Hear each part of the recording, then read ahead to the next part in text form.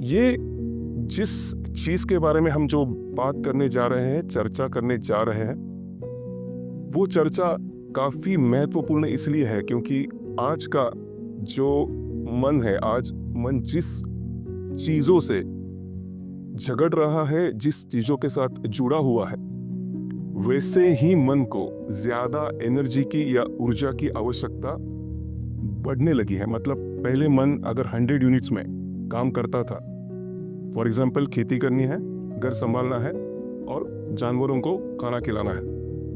अब जो मन, वही मन तो वही है, लेकिन जहाँ पे मन की एनर्जी जा रही है वो फ्रेंड्स काफ़ी ज़्यादा है। मतलब सबसे पहले पेरेंटिंग, क्योंकि अब जॉइंट फैमिली कॉन्सेप्ट धीरे धीरे खत्म होती जा रही है, इसीलिए पेरेंट्स ही पेरेंटिंग कर सकते हैं। पहले मन उतना इन्वेस्टेड नहीं था क्योंकि चाचा, दादी, नाना कोई ना कोई ख्याल रखने वाला था बच्चों का। दूसरा है करियर फ्रंट। अभी दोनों माँ और बाप दोनों करियर के बारे में ज़्यादा कॉशियस और कॉन्शियस हो चुके हैं, इसलिए दोनों बिजी रहते हैं। दोनों का स्ट्रेस लेवल अलग रहता है। पहले कुछ अलग था, पहले एक जो दहलीज के बाहर का काम है वो देखता था, एक दहलीज के अंदर का जो मैनेजमेंट है वो देखती थी। आज काफी कुछ बदल चुका है। तो अगर कुछ ज्यादा पाना है तो जैसे इंडियन मिडिल क्लास मेंटेलिटी कहती है कि पाने से पहले हमने अगर 1 रुपया खर्च करने से अच्छा सेव किया तो भी वो आपने कमाया ही है। मतलब अगर आपने 1 रुपया खर्च करने से अच्छा आपने वो अगर सेव किया तो वो कमाई का ही एक अंग है, कमाई का ही एक नुस्खा है, जिसके कारण आपके पास ही वो 1 रुपया आता है। तो क्यों ना हम 6.0 antivirus 6.0 fighting the 6 pose of the mind, इस वेबिनार की शुरुआत ऐसे तरीके से करें जो तरीका हमें ये बताए कि सबसे पहले हमें षड रिपुओं के बारे में जो जानकारी चाहिए वो जानकारी देने से अच्छा क्यों ना हम मिटिगेशन से शुरुआत करें। मतलब हम हमारे ही अंदर, हमारे ही मन के अंदर जो छुपे हमारे सो कॉल्ड रिपु है, मतलब एनिमीज है, शत्रु है, उनको शत्रु ना मानते हुए, उनको अगर शत्रु माना भी जाए तो अगर शत्रु है तो अंदर क्यों है। फॉर एग्जाम्पल, अगर हमारे पास किडनी है, हमारे पास मन है, हमारे पास दिमाग है, तो कुछ ना कुछ कारण है जिसकी वजह से वो हमारे पास दिया गया है। तो ये षड रिपु अगर हमारे अंदर मौजूद है तो वो है क्यों, वो है क्यों, इससे हमें ज्यादा क्लियरली, ज्यादा साफ जवाब मिलेगा। क्योंकि वो होने का अगर कारण है इसीलिए अंदर है, तो फिर उसे रिपु क्यों कहा गया है, उसे शत्रु क्यों कहा गया है। एंटीवायरस 6.0 ये षड रिपु के बारे में है। षड मतलब 6, रिपु मतलब शत्रु। एंटीवायरस 6.0 के बारे में एक मैंने श्लोक पढ़ा था, मतलब षड रिपुओं के बारे में श्लोक पढ़ा था। ये जो श्लोक है ये शंकराचार्य विरचित वैराग्य दिंडिमम, ये जो आदि शंकराचार्य ने लिखा गया साहित्य है उनके अंदर ये श्लोक पाया जाता है। ये श्लोक अगर आपको समझ में आ गया जिस तरीके से मैंने इसे पढ़ना चाहा, तो आपको ये भी पता चलेगा कि आज के वेबिनार का उद्देश्य क्या है, आज के वेबिनार का ऑब्जेक्टिव क्या है। आदि शंकराचार्य जी ने जो कहा है वो जागने के लिए कहा है। जागने के लिए कहा है मतलब जो अंदर है उसके प्रति हमें जागरूकता चाहिए, हम सोए हुए हैं। उन्होंने सिर्फ जागने के लिए कहा है, उनके प्रति शत्रुत्व मोल लेने के लिए वो नहीं कह रहे। इतने नॉलेजेबल आदि शंकराचार्य भी हमें उसकी शत्रुता नहीं बता रहे हैं। अगर आपने ये श्लोक पढ़ा, षड रिपु नहीं लिखे हैं, लेकिन उन्होंने जिसके बारे में बोला है वो वही है जिसके बारे में हम आज चर्चा करने जा रहे हैं कि ये षड रिपुओं के बारे में हमें जागरूकता क्यों आनी चाहिए। क्योंकि अगर हम इसके प्रति जागरूक नहीं हुए तो ये हमारे ज्ञान के प्रति जो हमें जागरूकता चाहिए, हमारा ज्ञान जो बढ़ना चाहिए, हमारा ज्ञान जो ज्यादातर विकसित होना चाहिए, वो नहीं होने देगा। क्योंकि ये चुरा लेगा उस ज्ञान को। किस ज्ञान को? हमें जो हमारे बारे में ज्ञान होने जा रहा है वो ज्ञान वो चुरा लेता है। ये 6.0 अगर एंटीवायरस हमने नहीं डाला तो वो चुरा के लेता है जो ज्ञान हमारे बारे में हमें होने जा रहा था। इतना सीरियस है। अगर इतना सीरियस है तो उसके बारे में क्या किया जा सकता है, उसके बारे में किया क्या जा सकता है। सबसे पहले हमें यह पता होना चाहिए कि ये, अगर आप स्लाइड देख रहे हो तो ये स्लाइड हमें बताती है कि हमारे बाहरी शत्रु कौन है। मतलब हम अगर कहीं आगे बढ़ना चाहते हैं, हम कहीं आगे जा रहे हैं, मतलब हमें IIM में एडमिशन चाहिए, हमें MS करना है US जाकर, हमें इस लड़के से या इस लड़की से ही शादी करनी है, उसके लिए खुद को उसके काबिल बनाना है, करियर अच्छा करना है, या फिर जॉब चेंज करना है, या फिर जॉब छोड़ के बिजनेस या बिजनेस छोड़ के कुछ पार्टनरशिप में आना है, किसी और के साथ बिजनेस नया चालू करना है, कुछ भी जहां पर है वहां पे ना रुकते हुए आगे बढ़ना है। तो यूजुअली देखा गया है हमारे जो शत्रु होते हैं वो इस स्लाइड में बताया गया है। लेकिन ये शत्रु, उनके साथ सामना, उनके साथ दुश्मनी, उनके साथ जीतना आसान है क्योंकि वो बाहर है, हमें भी दिखते हैं और हमारी भी आंखें बाहरी तरफ खुलती है। अगर हमारी आंखें बाहरी तरफ खुलती है तो हमें जो बाहर है इजीली दिखाई देता है। लेकिन अगर हमारे साथ, हमारे अंदर, फॉर एग्जाम्पल अगर मैं आपके साथ किस तरह से बात कर रहा हूं, मेरे सामने कोई खड़ा है, उनके साथ में किस तरह से पेश आता हूं, या अगर कोई और व्यक्ति देखता है तो वो मुझे करेक्ट भी कर सकता है कि सर आपको ऐसी बात नहीं करनी चाहिए, आपको ऐसी बात करनी चाहिए, आपको इस तरीके से बात नहीं करनी चाहिए, आपको इस तरीके के साथ बात करनी चाहिए। लेकिन अगर, क्या मुझे कोई करेक्ट कर सकता है जिस तरीके से मैं खुद से बात करता हूं? कोई मुझे समझा सकता है कि सर आप जिस तरीके से खुद से बात करते हो, ऐसा दुश्मन भी नहीं करता किसी से बात? ये कोई सुना सकता है मुझे? नहीं, क्योंकि ये बात अंदर ही अंदर चल रही है, ये बात बाहर नहीं है। और इसलिए ये दुश्मनी कंपैरेटिवली सस्ती है जो इस स्लाइड में बताई गई है, लेकिन वो षड रिपुओं की दुश्मनी काफी महंगी पड़ती है अगर हमने खुद ने नहीं जाना कि इसके बारे में किया क्या जाना चाहिए। तो चलो देखते हैं किया क्या जाना चाहिए। What does 6 pores of mind mean? षड रिपुओं का मतलब क्या है? सबसे पहले वो षड रिपु कौन से हैं, इनकी जानकारी लेकर हम आगे बढ़ते हैं। षड रिपुओं का मतलब यह है, हमारे मन में जो हमारे खिलाफ अगर मन ने आवाज उठाई तो वो किस तरीके से सुनाई देती है, वो इस 6 तरीके से सुनाई देती है। क्या आपको लगता है इनमें से हर एक का अनुभव हमने जीवन में एक या एक से ज्यादा दफा लिया है? हमें से कोई है जो इन 6 में से किसी का भी अनुभव ना लेकर यहाँ पे बैठे हो? Very good, okay. तो ये वेबिनार हम सबको, जितना मुझे काफी इंपॉर्टेंट लग रहा है उतना आपको भी इंपॉर्टेंट लगेगा, क्योंकि हम जो चीज आज सीखने वाले हैं वो कहीं पर भी नहीं बताई जा रही। इसीलिए ज्यादा ध्यान देके सुनना मैं जो कहने जा रहा हूं। योग ये एक ऐसी क्रिया है, जो हम योगा भी कहते हैं, ये एक ऐसी क्रिया है जिसमें शरीर के साथ साथ मन का भी काफी अध्ययन किया हुआ दिखाई देता है।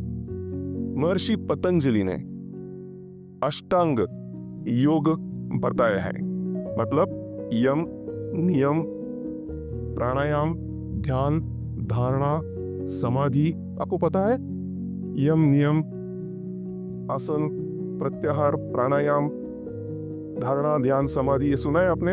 अष्टांग योग जो पतंजलि में महर्षि पतंजलि ने बताए थे, जो कि यम हमें बताते हैं कि हमारे जीवन में प्रोहिबिशंस क्या है। मतलब क्या?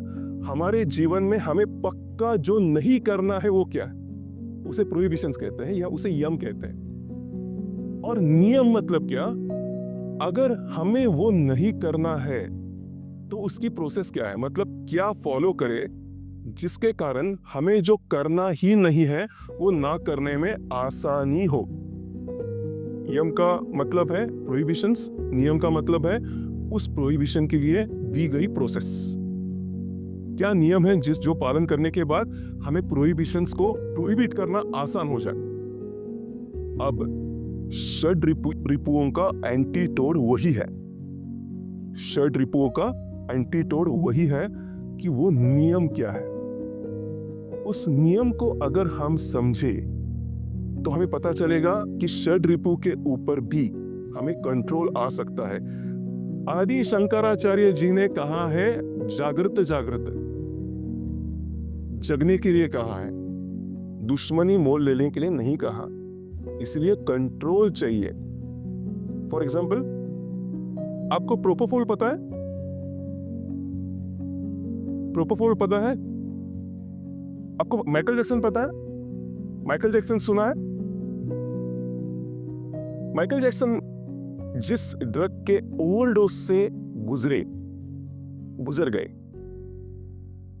वही ड्रग थोड़ी मात्रा में जनरल एनेस्थेसिया के लिए भी इस्तेमाल किया जाता है।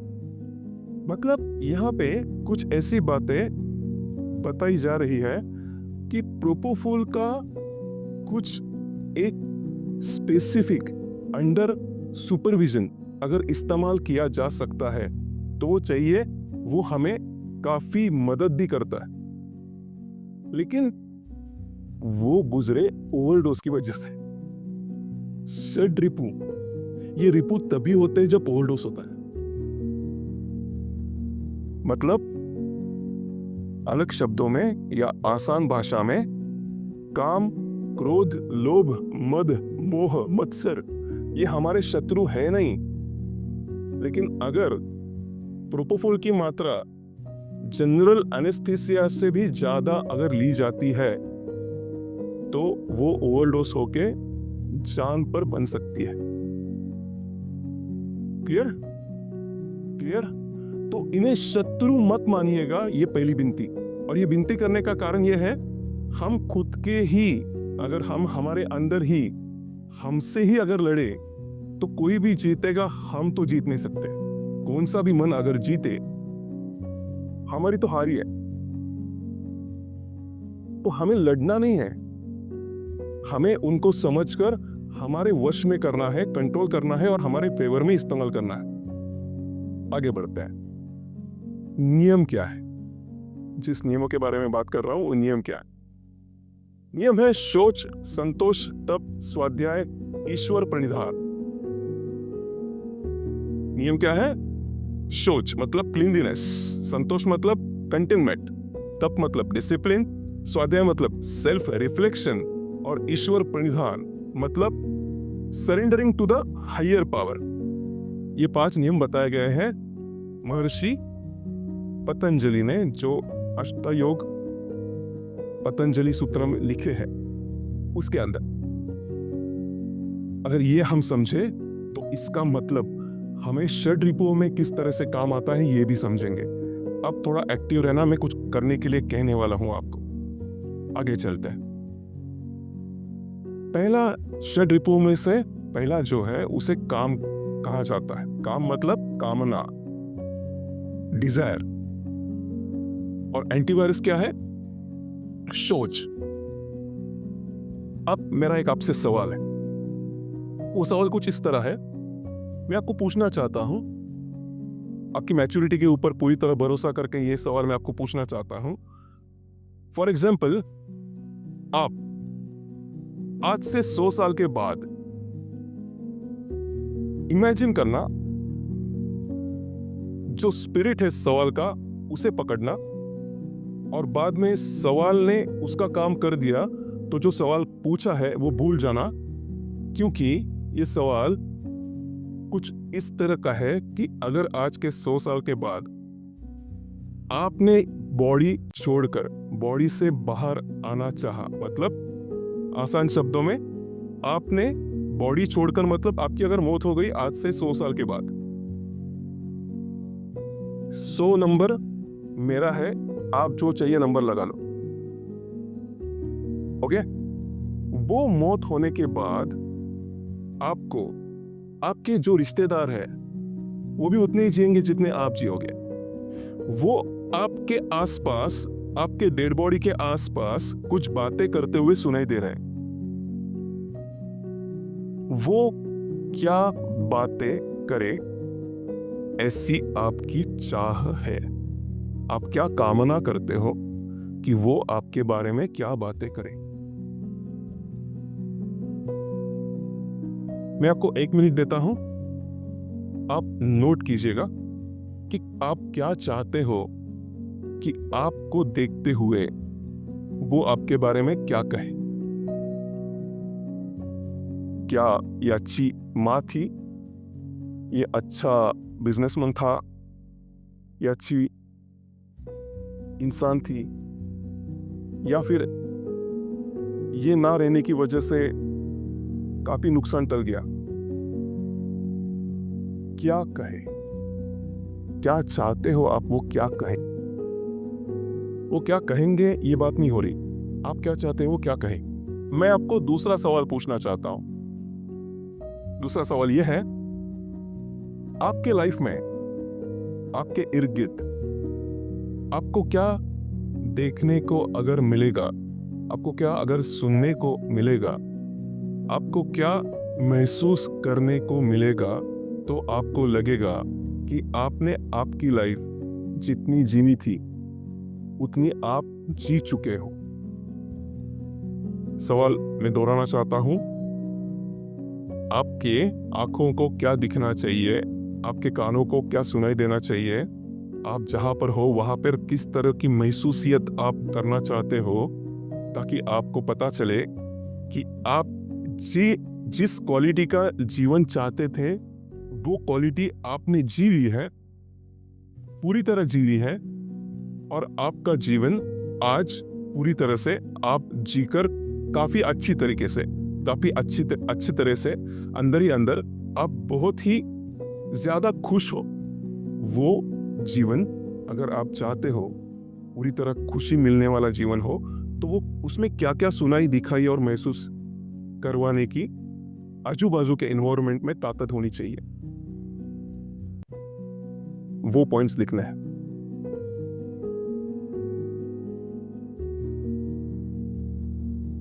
अगर आपको कामना है तो कामना होना निकालना नहीं है, जिसकी कामना है उसके ऊपर फोकस करवाना है और वो फोकस हटने नहीं देना।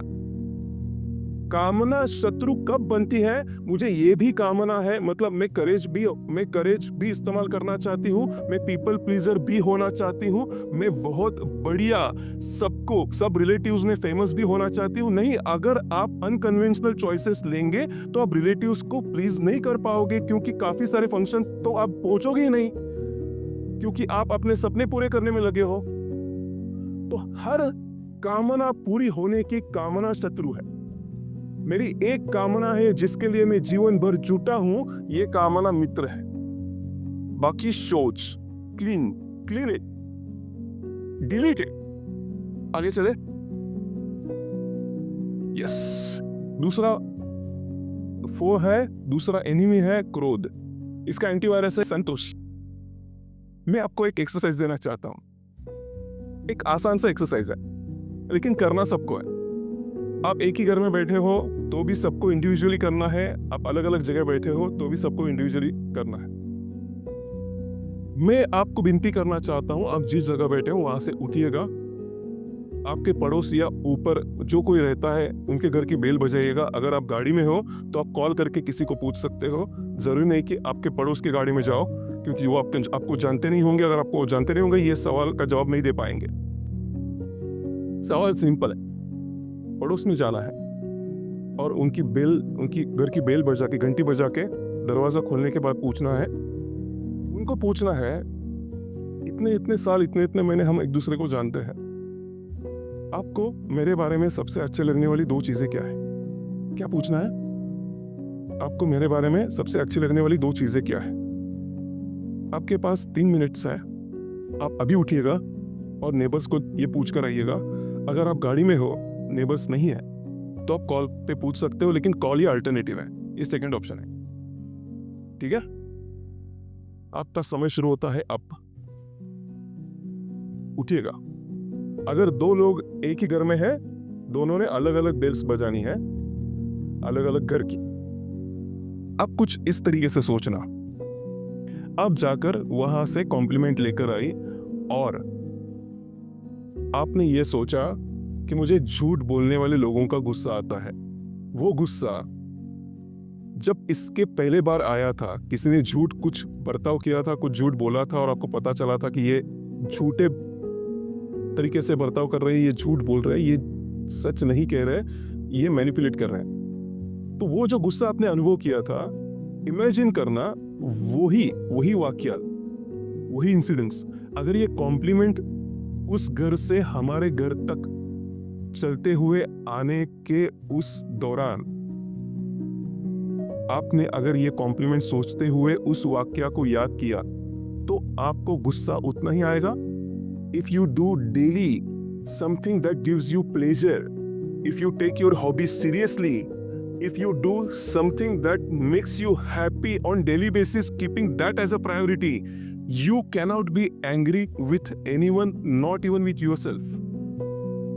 Anger is absence of an emotion called pleasure. Anger doesn't exist otherwise. Anger doesn't exist otherwise. अगर आप खुश नहीं हो तो ही आप गुस्सा करते हो, इसलिए उसका एंटीवायरस है वो करो जो आनंद देता है, जो प्लेजर देता है, जो जॉय देता है। लेकिन अगर मैं आपको पूछूं आपको क्या अच्छा लगता है, आप सोच में चले जाओगे, क्योंकि आपने ये सोचा ही नहीं कि आपको अच्छा क्या लगता है। आप जैसे कि वो बायोडाटा में लिखते हैं ना कि हमेशा एक बायोडाटा लिसनिंग टू म्यूजिक, ये कॉमन हॉबी रहती है, क्योंकि वो सोच नहीं सकता ये बायोडाटा के इस कॉलम में मैं क्या बोलूं, मैंने खुद के बारे में सोचा ही नहीं है और सोचा नहीं है, इसका बाय प्रोडक्ट है कि वो चिड़चिड़ा है। एंटीवायरस क्या है, वो करो जो अच्छा लगता है। मूवी देखना अच्छा लगता है, मूवी देखो। आपको वेब सीरीज देखनी अच्छी लगती है, वो देखो, लेकिन वो डेली होना चाहिए। आपको किताबें पढ़ना अच्छा लगता है, वो पढ़ो। आपको बातें करना अच्छा लगता है, वो करो। आपको बातें करना अच्छा लगता है तो आप फ्रेंड के घर में जाओ। नहीं अभी बारिश है, क्यों जाऊं, क्योंकि आपको गुस्सा नहीं करना, आपको गुस्सेल नहीं बनना। ये एंटीवायरस है गुस्से का, संतोष। Clear?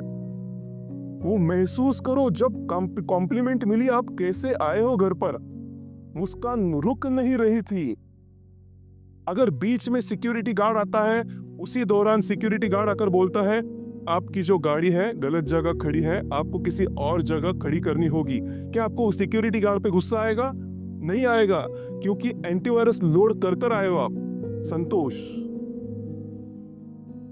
Imagine you do this on daily basis, it will be very difficult for you to get angry.